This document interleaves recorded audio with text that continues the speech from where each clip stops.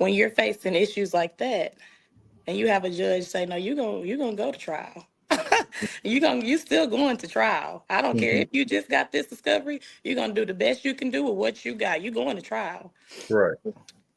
That sounds ridiculous to some, and some it's like, hey, that's just what it is. But in the practical spectrum of that, Marquis, okay, Hmm. when it comes to me and my clients Hmm. trying to get that justice or justification or just get the case done, it's not that simple to say, oh, well, and it's not that simple financially for my client to say, oh, well, let's just go to trial, because then you have to an appellate process, because most likely we're going to lose that trial because I'm not Right. prepared. Hmm. Okay. That's the situation no one should ever find themselves in. It's way bigger than the system now. Um, because the system has gone worldwide. Like we have a president who's not respecting our constitution. So it's bigger than Right. the systems that I'm working every day. So Hmm. that's a long answer for me to tell you that I there are so many challenges, and the thing is, the unnecessary challenges are the ones Hmm. that those are the ones that I pray every day, Lord, please just get me on level playing ground. Hmm. So I guess I know that I answered your question, but like I said, I could talk to you about that forever and ever. What are the biggest challenges? The biggest challenge is what did our ancestors tell us? What did my grandpa tell me and yours probably told you? And my father told me and yours probably told you, you gotta work twice as hard to get half as what they got. And that sucks, but it is what it is. But let me tell you something about Zoe Jackson, okay? I'm gonna work 3 or 4 or 5 times as hard, and I'm gonna have 5 to 10 to 50 times more than what they have. Okay, Hmm. so that's my goal, but Hmm. it takes a while to get there. And right now, Of I'm course. in the working twice as hard to get half of what some of my counterparts are getting. So that would be my long answer to Hmm. that. For sure, for sure. And your reputation precedes you. I've heard nothing but good things out of the people that I know that have represented Mhm. you. I mean, that you have represented, and the people that I guess keep up with you and know what you're doing. So I definitely think you're doing a good job. Which leads me to Thank you. my next question. Mhm. Even though I know you go through challenges, I'm sure you get some kind of gratification out of your career also. Could you talk about that? How the positive things affect you mentally also? Mhm. Yeah.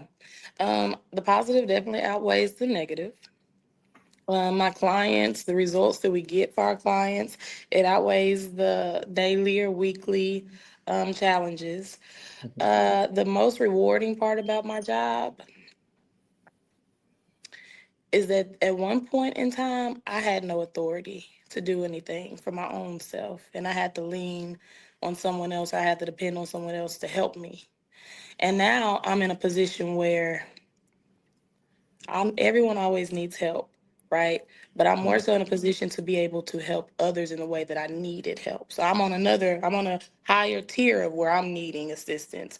But when it Mm-hmm. comes to fighting the system where we are, I've been there. I didn't have adequate representation. I did not feel protected. I know what that feels like. So when I'm talking to you across my desk to see what your end goals are, and you're telling me, hey, this is how it really went down. I'm gonna wait for you to Mm-hmm. get my discovery. And I'm Mm-hmm. telling you, this is how it really went down, and I need your assistance. Mm-hmm. Me knowing, having that empathy, yes, but also knowing exactly what to do to get you out of this mess. Having the mentors that I do to make sure that I get the results. When I don't know, I have people I can lean on who coach me, knowing that I am that representation that they've needed for so long, that our people have needed for so long. We Mm-hmm. don't have a lot of us who are willing to actually listen to you as a client Mm-hmm. and do exactly what you tell me to do, as long as it's within the realms and the color of the law. Right. You are my paying client. I want to get the job done for you. The biggest reward for me is getting it done, because Mm-hmm. 9 times out of 10, I'm gonna get it done. And it's I love it. because God allows for it. This is my calling, and He gives me the best clients. Honestly, like that's another thing. I have great clients. Now, I have not. I have probably had to refund 4 clients in the last 3 years. Mm-hmm. And when I have someone ask me for a refund, here you go, here you Mm-hmm. go, here you go. I'm sure you got as It's much work as you can handle. yeah, yeah. it's just not worth the stress for me or my staff. We know that we do the best we can. That's we're always Right. gonna do our best. So when someone is like that, it's we probably did. We may have messed up, like we might have. But the point that I'm making is that a lot of those times we didn't, to be honest. But that's only four out of hundreds of clients that we've Right. represented, and so that goes to show that I have a good rapport with my clientele. Word of mouth has been my very best friend in this Hmm. industry. My clients go and give me other clients. Zoe doesn't really do nothing. It's my Hmm. clients and God. I just work. We just work. We just do our job. So the most rewarding on that part is just my clients. I love my clients. They are good Hmm. to me. For real. They are good to me. And I thank God for that. So that's one of the most rewarding as well. That's awesome. That's awesome. So I know here in our community, we always talk about, the injustices and how we kind of get treated. Like you said, they catch a cold, we catch pneumonia, right? So we all know that, I guess, from a surface level, or we all feel it. But I know you being in the legal profession, you probably see it up close. Have you ever saw a case or something came before you that you couldn't believe that your client is actually being charged with something or in trouble with something that there is no way they should be? Like, have you ever seen something that even surprised you as an attorney?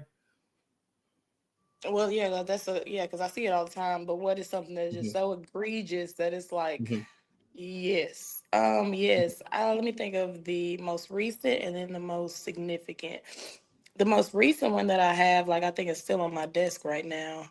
Do you want to know like a quick narrative of what happened, or what Sure. do you want to know about it? Yeah, just whatever. You can speak in general, or you can speak specifically. Let me speak in general. A lot of times they charge all of you guys with the same thing. So let me speak specifically. The example is I have a client and there's a group of 10 other boys who are co-defendants, but there's only one suspect. There's only one individual who should be a defendant. Yet all 10 of you or 11 of you, including my client, are charged with this, right? I don't know if Hmm. you guys have heard about that Magnolia shooting that happened, I think 2 years ago. I still have a client now. Okay, well, I had one client. I got that one off, and I got a new client from that same exact incident a few months ago. But there's still been so he wasn't my client until like 4 months ago. Okay, because there's no way my client would have been in jail for the last 3 years and no Hmm. adjudication has happened. But he Of hadn't course. had private counsel, and this young man has been sitting in Magnolia County Jail for 3 years, no trial, no bail. Okay, so he's not been bonded out for something that I've reviewed the discovery on in detail. Okay, my Hmm. team has, my legal assistant plus I. We go through a three stage discovery process. So the first Hmm. one is her and I go through it.